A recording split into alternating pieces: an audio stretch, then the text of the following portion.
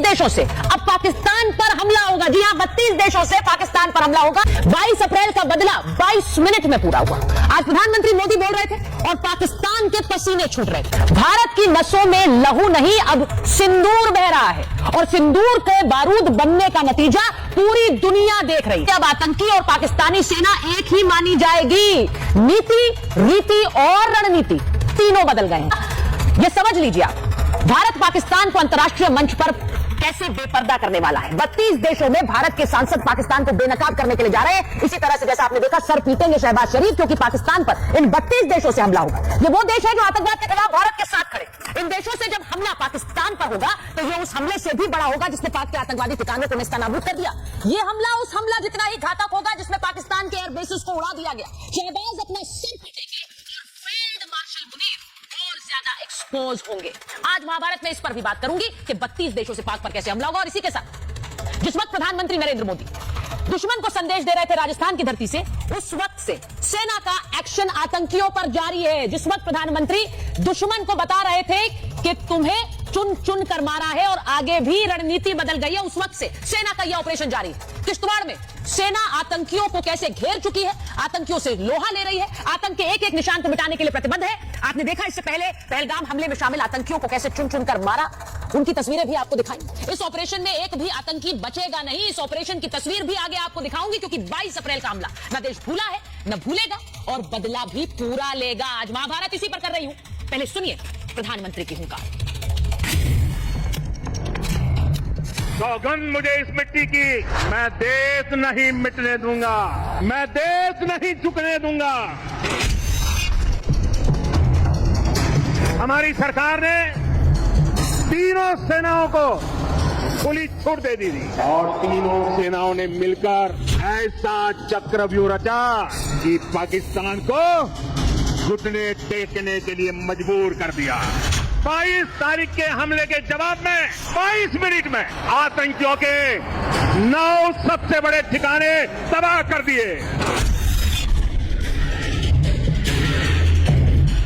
मोदी का दिमाग ठंडा है, ठंडा रहता है, लेकिन मोदी का लहू गर्म होता है।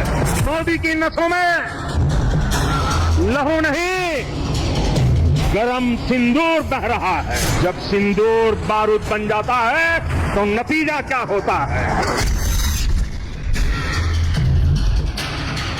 जो सिंदूर मिटाने निकले थे उन्हें मिट्टी में मिलाया है। जो हिंदुस्तान का लहू बहाते थे आज कतरे कतरे का हिसाब चुकाया है। जो अपने हथियारों पर घमंड करते थे आज वो मलबे के ढेर में दबे हुए हैं।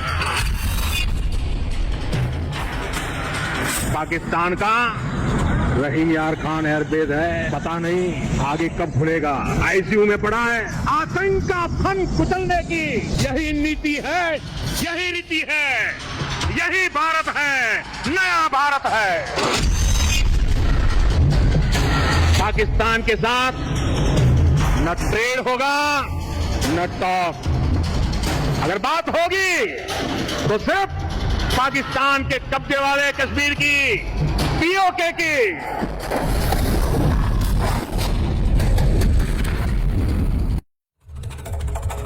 आज प्रधानमंत्री नरेंद्र मोदी राजस्थान में थे और जिस नाल एयरबेस पर वो उतरे हैं उसे क्यों चुना है मैं सबसे पहले आपको यह बताती हूं, क्योंकि दुश्मन को संदेश देना जरूरी था।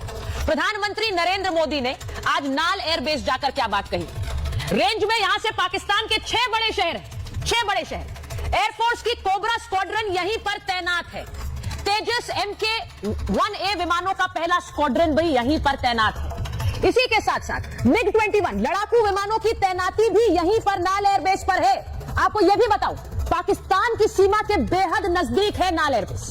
सीमा, पाकिस्तान सीमा से करीब 150 किलोमीटर की दूरी है, सिर्फ 150 किलोमीटर। और पाकिस्तान पर सिर्फ 20 से 25 मिनट में सटीक हमले यहां से हो सकते हैं। यहीं से जैश के मुख्यालय को निशाना बनाया था। जैश ए मोहम्मद का जो आतंकी ठिकाना है यहीं से उसे टारगेट किया गया। इसीलिए मैंने शुरू में कहा जहां से पाकिस्तान हमें निशाना बना रहा था वहां पर कैसे हमने बदले के निशान खींच दिए। 100 से ज्यादा आतंकियों को ढेर किया था। यहीं से वो हमला, यहीं से वो स्ट्राइक हुई थी। इसीलिए आज प्रधानमंत्री नरेंद्र मोदी नाल एयरबेस पर पहुंचे थे। आपको यह भी बताऊंगी कि अब प्रधानमंत्री ने आज के संदेश के बाद 3 सूत्र तय कर दिए हैं। 3 सूत्र। वो 3 सूत्र क्या है आपकी स्क्रीन पर है। प्रधानमंत्री ने कह दिया है कि समय, तरीका और शर्त सेनाएं अब तय करेंगी। हमला अगर होगा तो हम तय करेंगे कि कैसे बदला लेना है। प्रधानमंत्री ये कह रहे हैं। उन्होंने ये भी कहा है कि अब आतंकियों और उनके सरपरस्तों को एक ही माना जाएगा। पाकिस्तान का ये खेल अब चलने वाला नहीं है कि सेना अलग है और आतंकी अलग है। उन्हें हम एक ही मानकर हमले का जवाब ऐसे ही देंगे। और ये भी आज कहा कि एटम बम वाली गीदड़ भभकी अब चलने वाली नहीं है। आप एटम बम की गीदड़ भभकी देंगे, हम जवाब वही देंगे जो सही है, और जवाब का समय और तरीका ये सेनाएं तय करेंगी। ये प्रधानमंत्री का 3 सूत्रीय संदेश आज बीकानेर से, राजस्थान की धरती से आया है। मैं आपको एक बार बता दूं कि मेरे साथ जो मेहमान जुड़ रहे हैं, बीजेपी के राष्ट्रीय प्रवक्ता गुरु प्रकाश जी जुड़ रहे हैं, डॉक्टर अजीज खान राष्ट्रीय प्रवक्ता समाजवादी पार्टी, वरिष्ठ पत्रकार प्रेम कुमार जी हमारे साथ हैं, लेकिन मेजर जनरल AK सिवाच और एयर कॉमोडोर AS बहल हमारे साथ जुड़ रहे हैं। बहुत बहुत स्वागत आपका। और मैं इस डिबेट की शुरुआत, महाभारत की शुरुआत आज सबसे पहले मेजर जनरल सिवाच और एयर कॉमोडोर बहल के साथ कर रहे हैं, क्योंकि सियासत